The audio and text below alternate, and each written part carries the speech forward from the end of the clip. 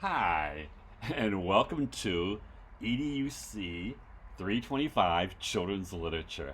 I'm Andy Steck. I'm your instructor. I have been at the University of Laverne now 12 years. I think I'm starting my 13th year, and I'm very excited about being your instructor. This is a course that I am passionately in love with, and I love teaching it, and I'm hoping you will love it as much as I do when you're done, and you love children's literature as much as I do. I think children's literature is an integral part of the classroom, and students can learn and develop by reading children's literature. This course is using Ultra Blackboard. Now, I don't know if you've used Ultra before, but it is what I think a little simpler in organization to use. I find it a little bit easier. I'm hoping you do too. It's a little different than Classic. I know some of the professors are using Classic, some are using Ultra. I just like Ultra better. You don't have to side with me and agree with me. You can say, Andy, I'm just, it doesn't work for me. And that's okay. I'll help you through it. I'll help you work on it. And that's what this video is for, so that you will at least get an overview of the course on Blackboard. This is an asynchronous class, but you will meet with your literacy circles during this semester, and you'll meet with them 8 times. So that's not every other week, but it is 8 times that you will be reading and discussing and sharing out a book that has already been pre-selected for your literacy circle. And I'll tell you more a little bit about that. But anyways, we're on the main menu of the course, and there is several folders here that I want to run through with you quickly. I'll try not to be long-winded. I know I can be, but I know your time is precious, and I want to be mindful of the time you have with me. So let me tell you a little bit about each of these folders quickly. The first folder is course resources. Here I have a welcome letter for you. I have this video, which is in this folder, is also in the first lesson module, which you may be on now. Maybe you've gotten through to that point and you are on that module and you're listening to the video here. There will also be a video each week that shares my expectations about what work you need to do that week. Here's the course syllabus. We're going to run through that at the end of this video. The course schedule is by week. It shares the topics for the week, it shares the readings for the week, and it also shares any major assignments, because each week you'll have 3 to 5 activities, and some weeks you'll have major assignments. Most of the major assignments have been backloaded to the back of the course so that you can actually get the reading, because there's a lot of reading to do. If you realize that you're going to be meeting with your group every other week, there'll be a book. You're not meeting every other week. You may be reading for several weeks in a row, and you'll be reading children's literature. Sometimes it's a picture book, sometimes it's a novel. You have to remember, for the most part, it's children's literature, so it should be a quick reading for you. I won't say it'll take less than an hour. It may take a little bit longer.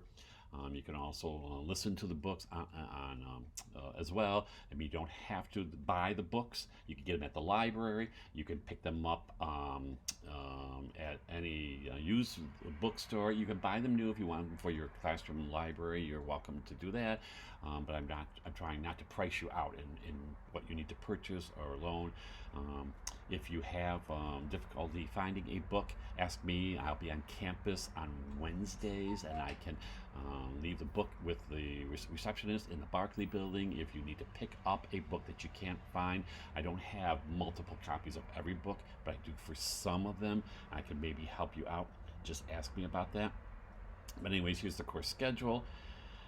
Literacy circles, if you click on this document, you'll see which circle you have been assigned to. I have pre-assigned all of you to a literacy circle, so you know which one. I will be sending you out a message saying you are in this literacy circle, and you can actually use that to message each other back and forth and start that.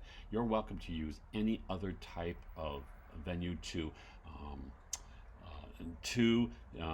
communicate with your literacy circle, but I think that's the easiest, and everybody here has that. But if you want to text and you get everybody's phone numbers, you can certainly do that. You can call each other, whatever works. I do want to explain you'll be Zooming, and don't go out and purchase the Zoom. If you look over here in the quick menus, I'm going to take you there really quickly. And I think I can show you here on the main page. Mine will look a little bit different because it's instructor, but you will have it as well. And I'm just going to show you. Here is the Zoom. I would use this Zoom link to create your Zoom for your to meet your literacy circle, because you're going to do that virtually. If your literacy circle decides to meet physically, you're more than welcome to do that, but it's probably easier to meet virtually since this is an online class and you may be all over, you may not be close enough to all get together. By all means, use this Zoom because there's not a time limit. If you go ahead and sign up for the free Zoom on your own, you will end up then having only a 40-minute time period to talk. And sometimes you may need more than 40 minutes to discuss. Maybe you'll be talking about some of the assignments or other things that you want to talk about. If I'm on, I want a little bit of time too as well to share maybe some of my information I have about the book or other books in that genre that you're teaching, that you're reading about. So use this Zoom link and look under it. Mine says faculty resources, but I think if you look under student resources, you'll find yours. I'm going to go back to the Blackboard here to continue on. Again, here are the books that you'll be reading. If you click on this, you'll see the list that you need for yours. So if you're in Literacy Circle A, you're going to read the A books. If you're in B, you read the B books. If you're in C, of course, you're going to read the C books. If you choose to read some of the other books, you're more than welcome to, and you might need that for your self-selected virtual library that you're going to create using Google Books. That's a whole nother assignment apart from the Literacy Circle. Here's some Wilson library information. This is Shelley, our librarian. She is wonderful and has so much knowledge and so many resources. Please reach out to her if you need anything. She'll help you out as well. If you are in need of counseling or accommodations or whatever, here is an up-to-date list as far as I have. If you know of a person who's on the list who's not there anymore, or has a new person come in, please let me know and I will update that list. If you're having some technical difficulties, this is a place you can go to find out a support person who may be able to help you out. These are our educational study program goals and learning outcomes, our handbook, and if you are intrigued by me, by any reason at all, here is some more information for you. These are the resources in the course resources. If I move ahead, this is probably the second most or the most important folder. I would say the most important because major assignments is your second most important. But in this folder, each week will be where you click on to find out what activities you need to complete for that week. These are the major assignments. I'm going to just show you here. They are all on a list here, and these are things you need to do. I'm going to talk a little bit about these as we scroll through when I scroll through the syllabus. Again, if you need to know about which literacy circle you're in, this is also the Dropbox. And I have the Dropbox because you don't have to record each week, especially if I'm in there. You only record when I'm not in your literacy circle so I can listen to it later. And sometimes due to my schedule, I can't meet when your group is meeting because your group will determine when they want to meet, and then you'll just let me know, and if I can arrange my schedule to meet with you, I will do that. I will try to attend most of your literacy circles. I may not get to all of them. Again, here's your list if you want to know which literacy circle you're in. Again, the book list if you want to know which books you're going to be required to read. And you can get a head start on that as well. We're not going to write lesson plans, but I have put some information in. But we are going to write objectives for lesson sketches for your blog. And then we will be learning about how to write them in a way that I find is simple but effective and great for administrators, great for parents, especially when we want kids to know what mastery level they're working at. Your objectives can determine that. I believe in social, emotional, cultural learning curriculum. I believe that's more important sometimes than the academic curriculum. Of course, we know we do want students to progress on and be successful in our academic curriculum, but I think sometimes when you teach them the social, emotional piece to it, then the students come along and are more successful in the academic. It may not be easier, but I think you have less behavior problems, and I think you are building relationships with your students, and you'll see some connections you're making with your kids, which is what you want to do when you're a teacher, to make sure that you have the most effective learning environment in your classroom. And last but not least are some anti-racism resources here in this folder for you as well. That is basically the course on Blackboard. I'm going to just minimize this for a minute so I can bring up the and I'm sorry, I'm going to spin, there we go. I'm going to bring the syllabus up for you. I'm going to run through this very quickly. Again, I don't want you to have to spend a long time in this video, but I do want you to understand where I'm coming from in developing this course and having you work through the course. My office hours are Tuesdays, 11 to 12 virtually, and Wednesdays I'm on campus. I may not be able to meet every Wednesday, so if you want to call ahead, let me know, because I have some meetings, but I can arrange some time to meet with you. And if I can't meet with you physically, I will meet with you virtually, and we can discuss whatever you need to discuss. Please know, do not hesitate to reach out to me. Okay, I know I've already suggested that if you have a question, talk to your colleagues, talk to your literacy circle, and then talk to me. But if you're having some difficulty and need to talk to me, I am there for you.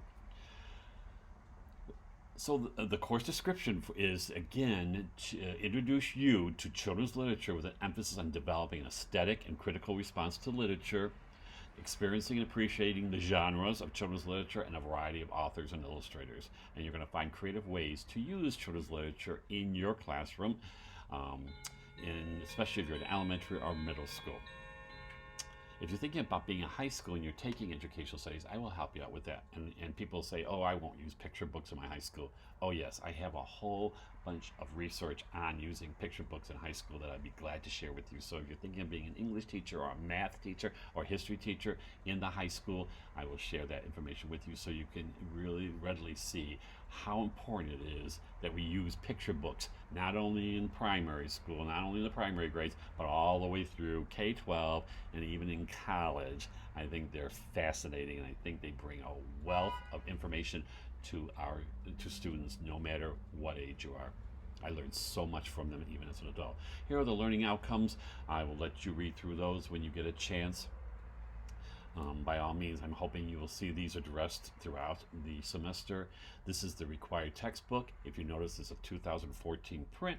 It's still very good in regards to the information that we need to learn about children's literature. I don't always like to buy the most recent, and I think this is the most recent so far, copy of textbook, because I want you to be able to find this online or in the used form, or if you want brand new, that's where you're welcome to. But I think there's a lot of great information in this, and I think it's a great resource for you. And we are going to be using it. You will be using it as we learn the genres of children's literature. Here are the assignments at a glance. Here's also the final grade and the percentages, so you'll see your percent on Blackboard, and you'll know what your grade is as you go along. I have a late work policy. I don't always use it, because if you let me know what's happening in your life, and I do not need to know the details, I do not need to know the personal information, but if you let me know, for instance, I tested positive for COVID, I've been really struggling, I haven't caught my work, but I will, I'd say, fine, don't worry, I'm not going to penalize you, go ahead. I understand people get sick, or if you have a family member who does, or there's something that goes wrong, I know we think we're going to make our learning the priority, our courses, our university work, our college work, the priority, but life gets in the way. I completely understand that, but don't keep me in the dark. When you keep me in the dark, I don't know what's going on. I'll reach out to you if I don't see your work and say, everything okay? What can I do for you? You can just say, give me an extra couple of days. I'll turn in the work. I'm a happy camper. I'll say, fine, I'll either grade it then, or I'll grade it when I grade the work the next time I grade. Because usually I grade on Monday and Tuesdays. And that way I keep myself organized and keep up to date with what's going on. So please know that that's when you usually will receive feedback from me, either Monday or Tuesday. Sometimes Wednesdays, but I try to get everything done in the first 2 days of the week. If you feel that you need accommodations, please use the accessibility form here to fill out. And I say that because I will give you accommodations, whatever you need, but maybe another teacher won't, or another instructor won't, and you need that official form saying, I am entitled to this accommodation and I want to use it. So please fill that out.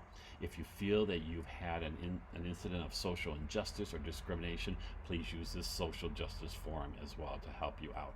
If you need my guidance or whatever, I can give you some, but know that these are submitted anonymously, and It's whatever works for you is how I say it.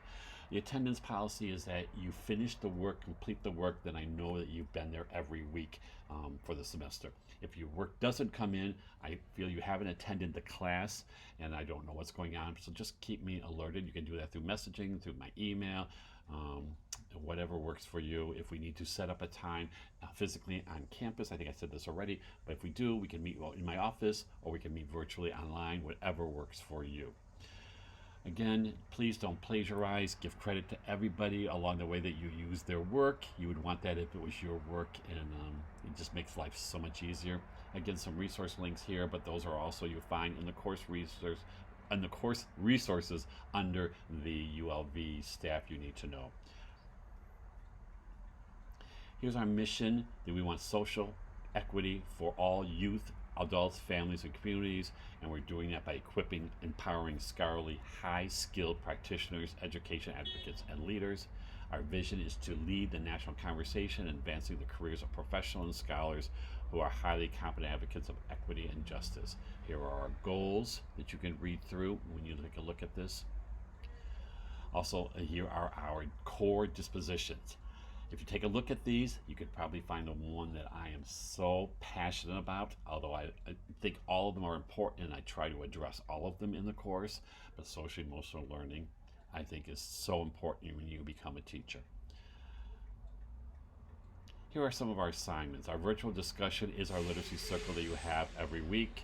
You're going to blog about the books you're reading in Literacy Circle, and this his assignment here is you can turn it in every week, you can turn it in every other week. I would turn it in early, at least get a start, so you get some feedback from me so you know you're doing the right thing.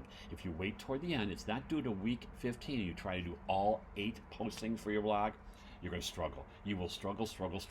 I guarantee it. Almost every single one of my students who wait to the end miss points because they missed information, they didn't write their objective in the correct format, they did not add the resources, they didn't finish their lesson sketches, and the points are deducted. So please turn them in along the way. And especially if you turn them right away, the major assignments are backloaded so that they're toward the end of the semester, where the reading response block you can finish up pretty quickly along the way as you read the books for the Literacy Circle.